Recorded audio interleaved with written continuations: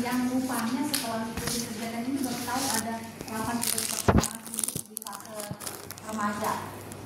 Baru tahu atau sebenarnya udah tahu? Baru tahu atau sudah tahu beberapa poinnya, tapi mengabaikan. Tahu tapi pura-pura aja nggak tahu itu tugas mamanya gitu. Atau hanya mau mencomot tugas-tugas tertentu aja untuk profesi guru, misalnya bagian ini akulah, saya lah sebagai guru, nanti mamanya lah sisanya gitu ya. Nah kadang-kadang kita jadi trial and error dan error terus karena nggak tahu ini apa yang harus diubah gitu, di area apa dia harus didorong untuk tumbuh. Nah Bapak Ibu sudah melakukan apa aja selama bantu tugas perkembangan anak remaja nih? Misalnya nih tentang apa? Coba dari saya, ayo dari Bapak Ibu dulu. Coba apa? Misalnya dia gimana, terus dibantunya dengan cara apa? Menerapkan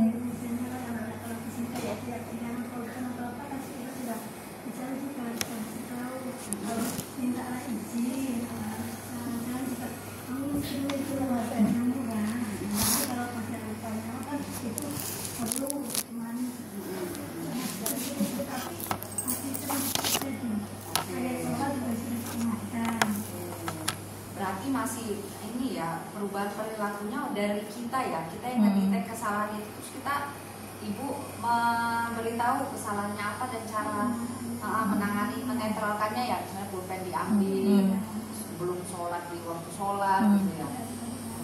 Berarti kalau dari seperti itu ibu menilainya perubahan itu dari maunya ibu atau dari dia? Dari maunya dia, siswanya? Dari maunya. Iya, karena sudah terjadi komplain atau hal yang gak nyaman, akhirnya sounding ke gurunya baru kasih tahu ke anaknya ya. Nah itu pola-pola seperti itu terulang-ulang terus nggak?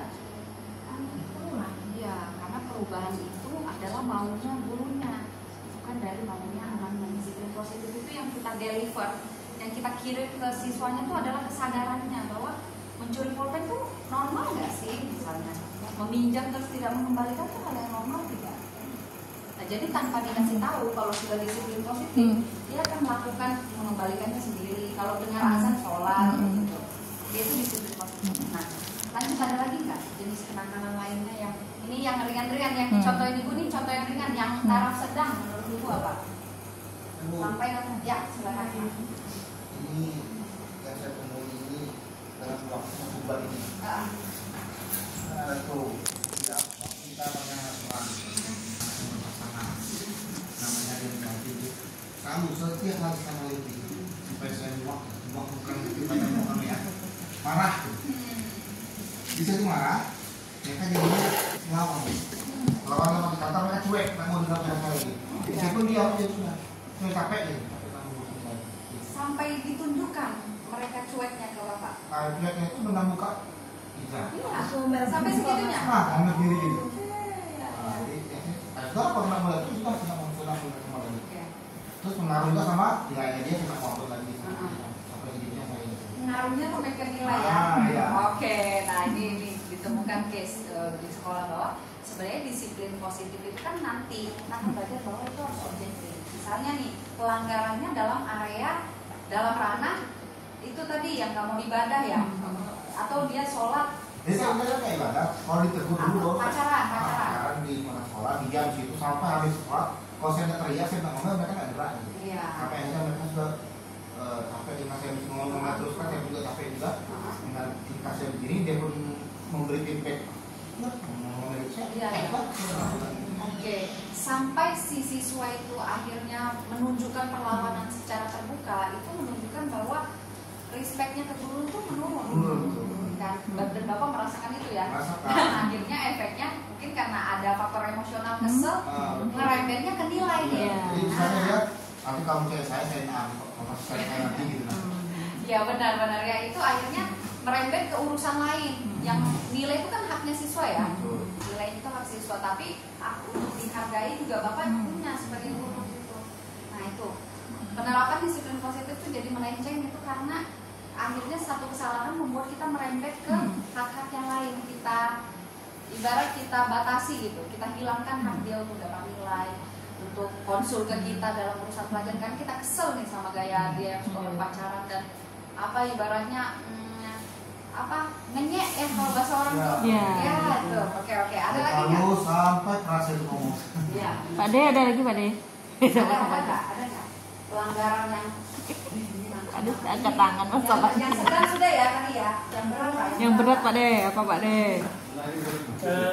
Kalau sampai setelahnya ya, kalau sisi Iya. ini anak ini nakal sih ya, cuma malas. Proses yang saya lakukan itu pendekatan dulu sudah, tapi tetap sebenarnya kan masih BK.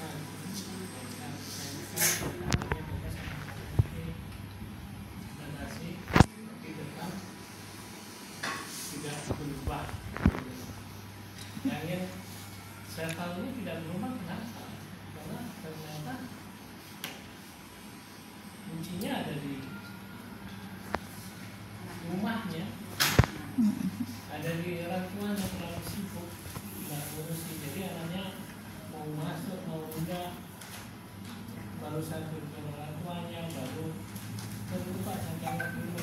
Kan jadi kita mengharapkan dia memang kita berdekatan kita semua ini kita, tapi kan ujung-ujungnya kita berikan kita dan nanti kan kita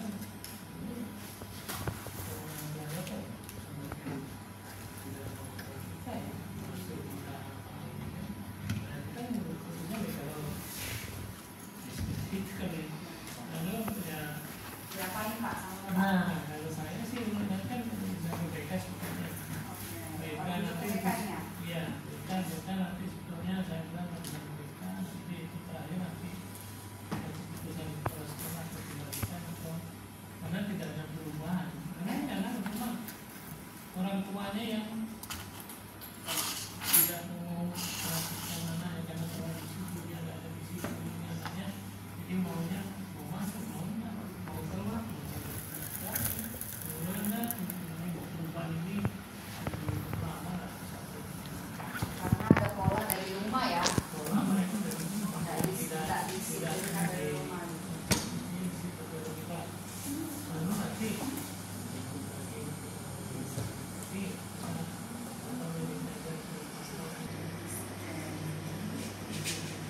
Ya, berarti tadi saya dapat nih poinnya. Berarti memang informasi di rumah bahwa orang tuanya cenderung pembiaran nih, tapi menghasilkan produk anaknya yang perilakunya jadi nggak tahu aturan nih, misalnya ya, sesuka dia. Ya itu konsisten polanya karena di rumah tidak ada aturan, jadi dia membawa adaptasinya di bingung gitu, aturan-aturan. Tapi uniknya ada rajin. Nah, coba berarti nanti jangan dijawab semuanya ya. Nanti materi belakang biar ada gambar. Nah, ini kan tadi Bapak melakukan rujukan ke guru BK. Kalau dapat rujukan kayak gitu. Gimana? Kasus yang anak-anak pakai seks memang selama saya tangani itu kan memang di awal itu yang hampir dia dipanggil terus dilakukan dan sekarang memang ada perubahan dan menjadi saya nggak masuk sekarang sudah mulai masuk dan bahkan beberapa perubahan investasi sudah diangkat Biar nggak ngantuk. ya Cuma namanya siswa kan Bu, pastilah kita mungkin hari ini dia baik, besok baik, besoknya lagi mungkin turun lagi tuh motivasinya. Jadi ada waktunya dia tuh balik lagi ke yang dulu, cuma besoknya masuk lagi. Jadi polanya seperti itu Bu. Jadi belum ada perubahan yang istilahnya dia masih sering balik lah gitu kan. Jadi selama ini sih saya kalau dari guru BK-nya masih mempertahankan karena saya masih melihat ada perubahan walaupun itu kecil dan Tahu dia berubah tuh adalah orang di luar dirinya, oleh gurunya gitu. Yang khawatir kalau dia terus-terusan pacaran, dia terus-terusan nggak sholat tuh yang khawatir bukan dia, tapi gurunya. Sampai akhirnya gurunya memunculkan reaksi-reaksi yang seharusnya apa ya nggak dimunculkan gitu, ya kan? Nah terus yang kedua apa ya pengkondisiannya tuh dengan metode misalnya menghukum atau menghilangkan hak dia di aspek tertentu, dia jerah. Tapi itu berubah nggak perilakunya? Enggak. Nah terus ada lagi dari yang pokoknya sibuk aktif mendananin perilakunya itu adalah orang di luar dirinya. Nah itu berlawanan dengan prinsip disiplin positif. Nah ini yang kita bisa lakukan ya. Saya percaya Bapak Ibu sudah melakukan ini, bahkan lebih daripada ini ya. Cuman kenapa tidak bertahan lama perilakunya? Karena motivasinya nggak intrinsik, nggak internal. Nah tugas Bapak Ibu adalah mengirimkan kesadaran bagaimana motivasi merubah perilaku itu harus internal. Eksternal itu bonus gitu. Kalau Bapak Ibu jadi respect ke kamu, Bapak Ibu jadi percaya lagi ke kamu, orang tua jadi sayang sama kamu, itu bonus ya. Nanti kita pelajari di sini. Nah, ini ada beberapa cara. Berikan pengetahuan dan pemahaman tentang tumbuh kembangnya.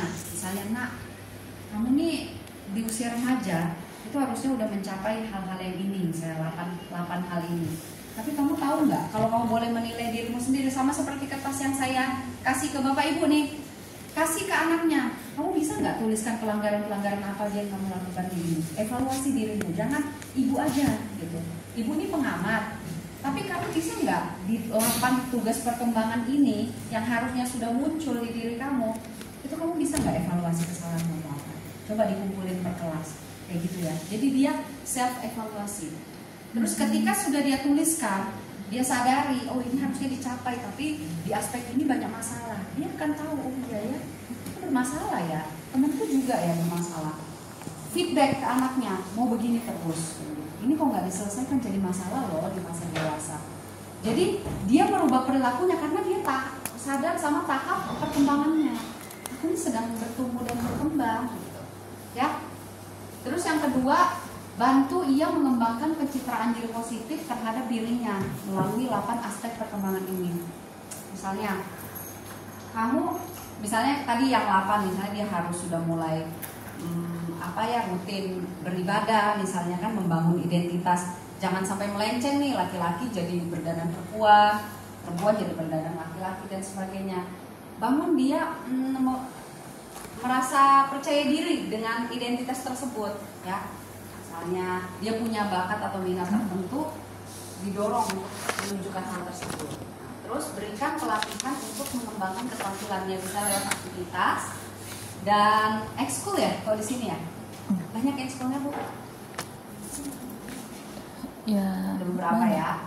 Terus latih untuk mengembangkan resiliensi, menerapkan pembelajaran yang meningkatkan kemampuan berpikir kritis tentang dirinya aja, ya nggak usah tentang pelajaran-pelajaran yang lain dulu. Terus semangat keberagaman sama jalin hubungan yang harmonis. Menurut Bapak Ibu sama guru nih harmonis nggak hubungannya? Cenderung gimana Bu? Harmonis saja. Artinya kalau misalkan teamworknya juga bagus. Kalau misalkan di kami itu, kalau misalkan ada kendala sedikit kan memang pasti nggak mulus-mulus amat gitu. Tapi kalau teamwork bagus saja. Ya, semalam saya ada ngobrol nih sama Bapak Ibu guru yang nemenin kami makan malam semalam itu tentang kenakalan remaja di sekolahnya apa-apa saja sih. Nah, jadi nanti kita rupanya kalau kita lihat dari kenakalan yang dilakukan, rupanya anak-anak di sini tuh belum senakal anak-anak yang kita harapkan. Tapi bukan berarti kita meremehkan hal itu. Oh, belum nakal kata Bu Rahma rupanya.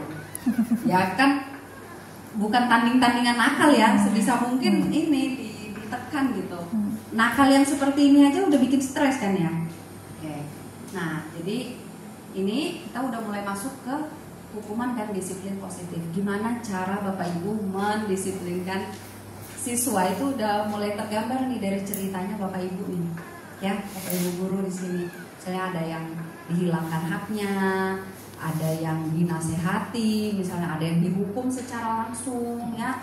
Ada yang akhirnya diberikan label, misalnya anak yang malas, misalnya kayak gitu kan, atau dia bermasalah atau problematik, atau kompleks sekali masalahnya Bu, atau dia memang malas gitu. Ada label gitu, akhirnya yang melekat gitu di diri dia. Apakah itu merubah perilakunya jangka panjang? Enggak. Oke. Pertanyaan saya nih, 1 atau 2 orang, kenapa guru menghukum? Kenapa? Coba. Jawab aja berdasarkan pengalaman pribadi, boleh berdasarkan teori yang diketahui atau yang sudah dilaksanakan? Kalau menurut saya, ketika saya menghukum siswa itu ketika dia melakukan pelanggaran disiplin yang, maksudnya peraturan yang sudah disepakati gitu lah dalam sekolah. Kalau misalnya kayak di sini kan 7.15 sudah harus berada di lingkungan sekolah. Nah, hukumnya nggak sampai hukum pakai fisik, palingan memberikan disiplinnya ya kayak menyapu aja, menyapu lingkungan kantor begitu nah Bu. Ya. Efektif nggak menurut Ibu? Terulang lagi nggak? Oke, terulang lagi ya. Oke. Terus ada lagi nggak yang merasa saya pernah hukum terus berubah nih si anak? Coba. Mix satunya mana sih? Mix satunya mana? Yang namanya aturan, dimanapun namanya lembaga itu pasti ada aturan. Kalau aturan dilanggar itu pasti ada sanksi, tidak mungkin tidak. Kalau sanksi diremehkan, berarti lembaga itu akan hancur, tidak akan bisa berjalan dengan semestinya. Nah, tapi di sekolah juga ada aturan norma, di mana aturan itu sudah sebetulnya ada, kita sudah disampaikan ke orang tua, tetapi kadangnya anak ini tetap melanggarnya, walaupun kita kasih hukuman, kadang-kadang kita kasih hukuman yang tetap aja. Contohnya ada anak ini telat terus, sampai diberitahu orang tuanya marah-marah ini dihukum sama, tapi tetap aja ada faktor sebetulnya. Ada faktor lingkungan yang menyebabkan mereka susah berubah. Ya, kalau mereka lingkungan, padahal ada orang tuanya yang sampai diajarnya di bukunya tetap tidak menyelesaikan masalah juga. Bisa salah satu mungkin itu juga penyebab juga mereka menjadi, apakah nggak harus pendekatan atau bagaimana saya nggak tahu juga. Kalau di sekolah sanksi itu memang harus ada. Karena di situ ada aturan. Kalau aturan tidak ditegakkan, bagaimana itu? Nah, sanksinya kita kan bermacam-macam. Kalau kita sanksinya betul-betul tegas, lebih pendekatannya lebih tegas, terus sistem. Kalau kita kan ada sisi kemanusiaan yang kita sampaikan sehingga, kamu ini aja. Tapi ya tetap aja tidak berubah. Nah, mungkin di situ mungkin faktor lingkungan juga yang mempengaruhi, faktor dari luar juga, itu yang paling besar sekali efeknya. Ya, kenapa hukuman itu diterapkan? Ya, karena ada aturan gitu. Jadi konsekuensi ya, sifatnya konsekuensi. Terus yang kedua adalah faktor lingkungan tadi yang dikatakan Pak Gede. Nah, oke. Kenapa terbiasa menghukum? Kenapa? Mana mic-nya? Silakan. Oke, tapi karena inginnya dia jerah. Yang kedua, karena memang sudah pembiasaan dan juga tata tertib yang ada itu selalu dilanggar. Jadi ya mau tidak mau harus menghukum. Kemudian juga saya pribadi gitu, kenapa harus menghukum? Karena teman-teman yang lain juga melaksanakan hal yang sama. Jadi kalau saya tidak melakukan, nanti anak-anak akan merasa, oh sama ibu itu aja deh, kayaknya nggak dia gitu. Jadi ya apa yang dilakukan itu ya pasti mengikuti lingkungan juga sih Bu. Intinya yang pertama jerah, inginnya budaya jerah, ya. betul. Ingin, nah itu mindsetnya karena inginnya jerah. Karena seorang itu harus dibentuk konsekuensi. Perilaku nggak terbentuk kalau nggak ada konsekuensinya. Nah, karena dalam tataran itu makanya perilakunya belum konsisten tuh dalam perubahan. Coba, tapi apakah hukuman itu buruk? Bisa iya, bisa. Ini berdasarkan pengalaman saya bertanya dan melakukan. Jadi saya dari SMK dulu, kemudian dari sekolah SD yang terpencil sekali sama terakhir di sini. Jadi beberapa saya banyak menemui yang ibu bilang kasus yang siswa di sini tak seberapa dengan yang di SMA saya sudah mendapati kasus-kasus yang mungkin seimbang dengan yang ditarakan. Jadi kami sudah menerapkan hukuman dan di sini juga menerapkan yang disiplin positif. Jadi bisa jadi iya, bisa jadi tidak, tergantung bagaimana siswanya itu mendapatkan respon dampak dari hukuman tersebut. Karena ada beberapa siswa yang saya tanyakan, mereka mempertanyakan terkait dengan disiplin positif ini. Bu, kenapa sih kita laksanakan sekolah kita disiplin positif, sedangkan anak yang tanda kutip negatif tersebut tidak berubah? Nah, itu di komentator oleh siswa yang tidak pernah melakukan pelanggaran. Nah, terus kalau untuk yang siswa yang melakukan pelanggaran, mereka juga istilahnya kesal juga. Kenapa kami tidak pernah didengar cerita kami? Padahal yang tadi yang dibilang Bu Asna itu kami coba berubah, tapi kenapa kok guru-guru tidak mau menerima perubahan kami gitu. Ya, jadi itu beberapa dari siswa ada yang bisa berubah, ada yang tidak bisa berubah. Sama halnya juga pendidikan zaman dulu kan Bu, yang KDM sekarang ini menerapkan sistem militer. Kami sudah pernah semi militer gitu ya. Maksudnya bukan militer yang membuat mentalnya jatuh, ternyata pernah kami berlakukan, dan itu bukan artinya menakutkan, memberi beban mental, tapi yang tadi bangun pagi, sholat, kemudian pengajian, memberikan manfaat bagi masyarakat, itu ternyata memberi efek yang baik sebagian, dan ada sebagian tidak memberikan efek yang baik. Kenapa? Karena memang ada harus dukungan dari eksternalnya, entah orang tuanya mendukung, entah temannya mendukung. Kadang proses penerimaan siswanya atau orang lain itu yang memberikan dampak. Jadi tidak bisa menjudge kalau hukuman itu bisa memberikan dampak negatif atau positif. Begitu juga disiplin positif bisa memberikan dampak negatif atau positif. Tapi itu bisa terlihat apabila nanti 5, 10, 15 tahun ke depan. Oke, sip. Ya, Bapak Ibu semua jawabannya benar ya. Jadi kita ketika memberikan sebuah treatment itu kita harus lihat nih, treatment itu tujuannya untuk apa? Kalau untuk membentuk perilaku dengan cara menghukum, biasanya hukuman itu sifatnya hanya mencegah aja. Ketika yang si penghukum ini, si pelaku yang menghukum ini udah nggak ada di tempat, perilakunya itu akan kembali, ya. Tapi bukan berarti hukuman itu nggak efektif untuk urusan-urusan tertentu. Buktinya ada beberapa orang yang diproses hukum kemudian dia berubah. Ada sih yang diproses hukum makin jadi ya. Contohnya misalnya pasien saya nih di kasus narkoba, pengedar, pemakai di penjara, keluar jadi pengedar gitu. Jadi makin kenakalannya meningkat gitu. Karena treatmentnya hukuman. Dan ketika dia masuk ke lingkungan yang hukum kan, ada lingkungan-lingkungan yang memperkuat perilakunya itu. Jangan lupa kamu balas dendam tuh ke polisi yang ini.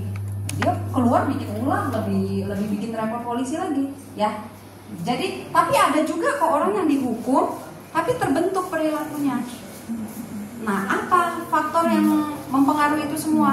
Internalnya, bagaimana dia memaknai proses dihukumnya, proses diberikan treatment disiplin positifnya, pemaknaan, insight. Oke, kita belajar dulu tentang hukuman ini.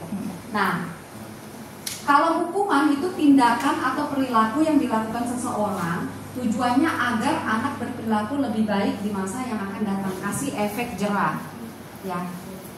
Cuman kasih efek kapok aja, tapi dia nggak tahu dia berperilaku itu karena apa. Hukuman kayak gitu. Ya udah, aku cuman mau ikutin maunya Ibu Yani aja. Biar Bu Yani lagi nggak ngomel-ngomel, berhenti ngomelnya. Ya udah, dia cuman begitu aja, tujuannya berarti untuk Bu Yani. Nah, ketika Bu Yani udah nggak ada, kembali dan soalnya dia capek kalau diomelin misalnya kayak gitu. Tapi dia nggak tahu dia berubah untuk apa. Nah itu kelemahannya hukuman. Terus kalau disiplin positif itu adalah sebuah cara atau program yang dirancang untuk mengajarkan peserta didik agar bertanggung jawab atas apa yang dilakukannya, menyadari hal tersebut dan efeknya terhadap lingkungan kayak gitu. Nah, memang membangun motivasi intrinsik itu nggak segampang itu sih ya, apalagi di fase remaja ya. Kita aja kalau kita ngingat-ngingat dulu ya, untuk bisa sampai ke perilaku yang konsisten misalnya sampai hari ini, itu butuh perjalanan yang panjang ya. Ada yang baru mencapai konsistennya atau mencapai kesadarannya bukan di remaja, ketika dia udah lepas remaja, atau ketika dia mengalami pengalaman titik balik, misalnya ditinggal orang tuanya meninggal, nggak ada hukuman di situ, nggak ada disiplin positif di situ, tapi pengalaman itu sangat mengena gitu buat dia, akhirnya dia berubah. Jadi apakah disiplin positif itu paling efektif, hukuman itu paling efektif? Enggak juga ya. Ini itu kan produk buatan manusia. Kita cuman terus memperkaya literasi aja, terus kita belajar trial and error pakai metode ya. Oke, lanjut. Terus karakteristik hukuman. Hukuman itu mengarah pada pengendalian perilaku. Jadi kalau Bapak Ibu bertujuan hukuman itu membentuk perilaku, ekspektasinya ketinggian, nggak akan terbentuk perilakunya, hanya dikendalikan aja. Nah, ketika si pengendali ini udah nggak ada, sistemnya udah nggak ada, yang ngawasin udah nggak ada, balik lagi. Yakin dan percayalah, peluang kembalinya besar. Kalau dia nggak kembali berarti dia dapat hidayah. Oke, ya. Terus bermaksud untuk mengontrol perilaku siswa sesuai kemampuan guru. Nggak heran, nggak akan bisa didorong sampai ke kesadaran karena teorinya pun ngomong hukuman itu hanya sampai sini aja. Reaksi perilakunya cuma bisa sampai sini aja. Perilakunya muncul sesuai kemauan eksternal. Menggunakan cara-cara yang mengarah pada tindakan agresif secara verbal maupun fisik. Sedangkan menurut penelitian, tindakan agresif secara verbal dan fisik itu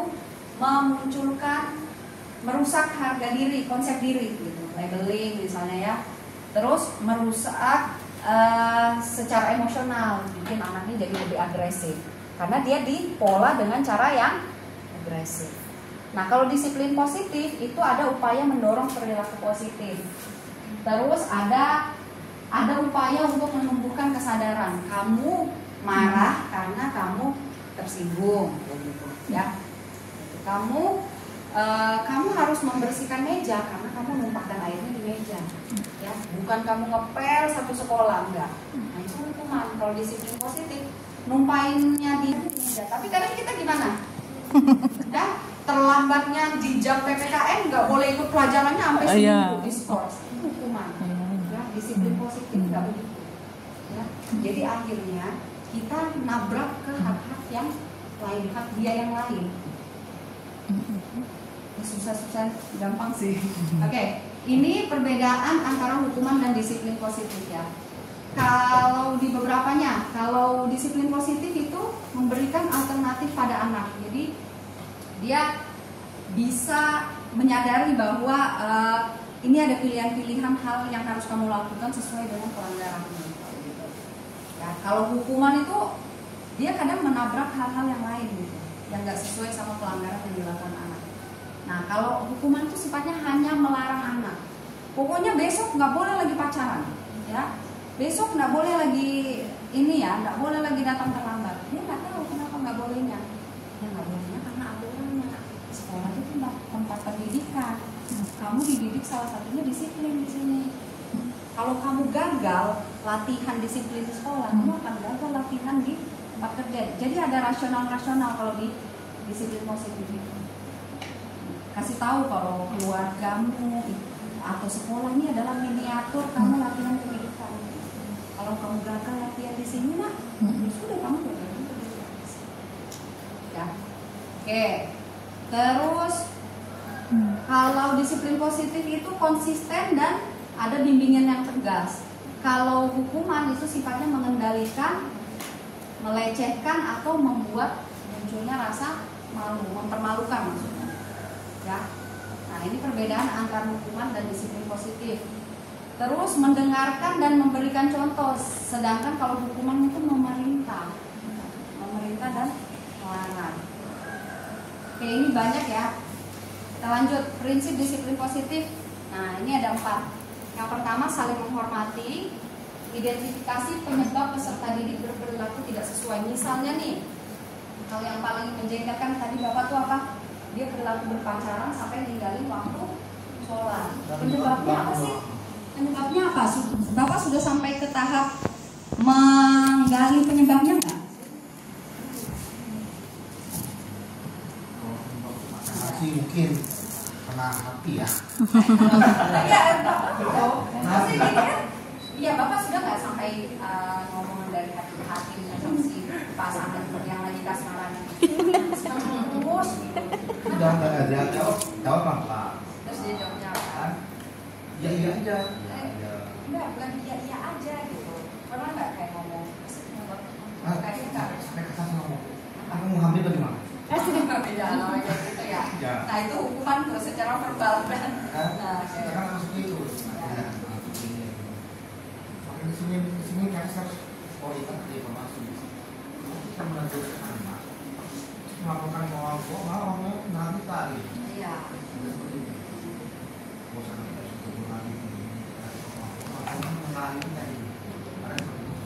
Oke, gitu ya. Jadi karena Bapak dapat informasi seperti itu, jadi Bapak nggak mau ikut campur lebih lanjut. Oke ya benar. Susah ya jadi guru ya. Oke, terus lanjut partisipasi dan proaktif. Nah, jadi libatkan anak sama konsekuensi yang harus dia tanggung akibat pelanggaran yang dia buat gitu ya. Bukan malah kita nih, gini loh mana caranya ngepel misalnya dia, kita yang aktif gitu, mengarahkan dia harus dilibatkan aktif gitu, untuk bertanggung jawab sama kesalahan yang dia buat. Terus fokus pada kekuatan peserta. Misalnya nih, dia adalah anak yang mau dibentuk perilaku, dia adalah anak yang nakal, mungkin suka mengganggu temannya, tapi di satu sisi dia adalah anak yang punya power. Saya punya power, badannya kuat dan sebagainya. Nah, gunakan kekuatan itu, apresiasi kekuatan itu dan berikan dia tugas dengan memfungsikan potensi yang dia punya. Kamu nih kan badannya saya besar ya, terus kan badanmu kuat nih. Coba deh kamu mimpin temenmu untuk arahin ini. Kamu contohin gimana bersihin kelas, terus temanmu kan dengan kamu nih. Coba deh. Nah, jadi memang di satu sisi dorongan agresifnya ada. Nih anak tetap pengen usil sama temennya. Tapi kita arahkan energi yang harusnya dia pakai usil, dia pakai untuk ini, untuk apa namanya, aktivitas-aktivitas yang positif gitu. Nah, misalnya dia adalah anak yang peduli nih sama temannya, peduli tapi nggak suka ganggu ya. Dia adalah anak yang mungkin dia suka pacaran nih di jam istirahat, tapi dia rupanya adalah pendengar yang baik misalnya. Ini anak yang sosial banget. Coba deh, ya wajar dong pacarnya mau pacaran terus. Orang dia pendengar yang baik gitu kan. Dia kan, coba deh kita ngelihat sisi kenapa ya. Itu yang tadi saya tanya. Nyaman, jawabannya bikin nyaman. Aku nyaman cerita ya, sama ini anak, ini pacarnya kok lebih dengar dia ya, lebih dengar dia daripada saya sebagai gurunya nih. Lebih dengar si cewek daripada berarti yang kita deketin salah satunya ceweknya. Kita deketin mereka berdua gitu. Pasti yang kamu suka dari si cewek ini, dia nyaman. Nah, jangan-jangan kita tidak bisa menciptakan situasi atmosfer ngobrol nyaman sebagaimana yang diciptakan si anak perempuan ini. Berarti kan dia sebenarnya sejengkel-jengkelnya kita sama pelanggaran, kita temukan kan potensi dia. Oh, dia pendengar yang baik ya. Jangan gitu, maksudnya oh berarti dia potensi. Coba deh, maksudnya jangan tutup mata, kita singkirin dulu kekesalan kita soal perilaku berpacaran. Tapi di satu sisi dia bisa loh mempengaruhi si nakal ini mau patuh sama dia. Itu pendengar yang baik, dia influence. Ya udah, dia nih anak, ini bisa kita pakai buat apa? Bukan diberdayakan, bukan dimanfaatin ya. Ini dipakai buat apa? Oke. Diarahkan.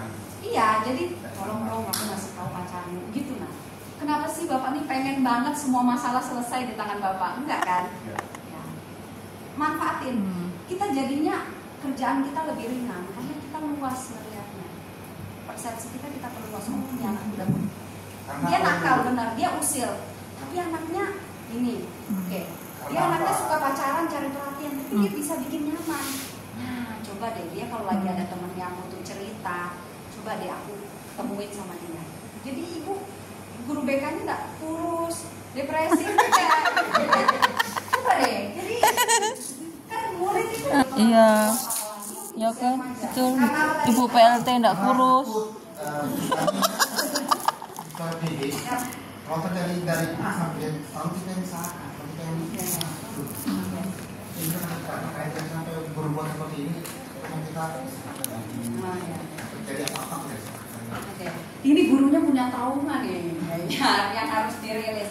Jadi jangan sampai ketakutan kita itu menghalangi hak-hak anak gitu ya. Misalnya hak dia untuk dikenali potensinya, hak dia untuk dilihat kelebihannya dan diarahkan gitu kan. Kan mereka ini masih kayak bola liar ya. Ya masih kayak bola liar. Kalau kita trauma sama bola liar, kita nggak akan pernah bisa ngendaliin itu ya kan. Nah jadi itu ya kita dan ketika kita bisa menggunakan potensi anak, beban kita jadi lebih ringan. Ya misalnya oke, kalau untuk ngarahin mimpin bersih kelas sih ini aja nih.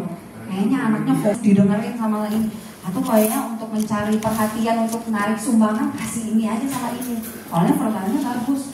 Jadi bapak ibu udah anak-anak capek gitu. Capek sendiri gitu ya. Ya. Karena kalian ini adalah warga dalam sebuah sekolah. Jadi namanya warga kan gotong royong ya. Gitu. Nah, kebetulan tesis saya tuh bicara tentang psikologi positif. Ini adalah treatment yang saya berikan untuk anak agresif yang saya terima di proses penelitian. Agresif itu dorongannya nggak bisa hilang. Drive, dorongan dari dalam diri tuh kuat banget. Pengen usil, energinya berlebih.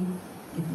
Itu nggak bisa kita kontrol. Nah, yang bisa kita lakukan adalah kita petakan nih, kamu kelebihannya apa nih? Saya tahu kamu punya dorongan besar untuk usil ke temanmu. Bisa nggak pakai energimu yang besar tuh untuk menerapkan kelebihanmu yang ini? Kamu tuh suka menolong loh. Pakai guru BK-nya untuk memetakan bakat dan minatnya, ya. Pasti kan bisa tergambar ya Bu ya, kelebihannya apa. Terus diajak ngobrol.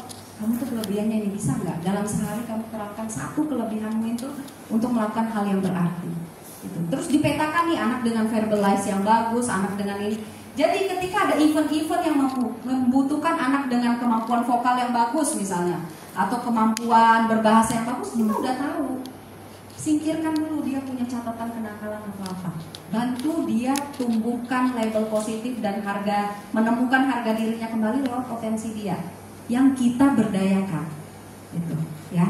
Selama ini kamu dikenal sebagai anak yang suka cari perhatian dan suka pacaran. Di satu sisi kamu punya kelebihan, suka bikin pinter nih, bikin temanmu nyaman. Ya udah masukkan dia ke timnya BK, konseling remaja, satgasnya ada nggak? Ada nggak Bu? Belum ada ya. Apa ya nama bimbingan konseling remaja itu yang tutor sebaya benar, ya. Yang centil-centil tuh, kadang-kadang gitu. Senang lah orang rajin ke BK jadinya. Sama Bu, takut nanti siswa nyaman sama kita. Itu nanti, kan maksudnya yang penting anak gitu dulu. Kok cita-citanya jadi nyaman begitu sih? Nanti Pak, Bapak ini banyak ketakutan kayak gitu. Ya, itu ya, nangkep ya. Ada beberapa hal yang hukuman versus disiplin positif. Nah, hukuman itu bersifatnya destruktif. Dia hancurin gitu.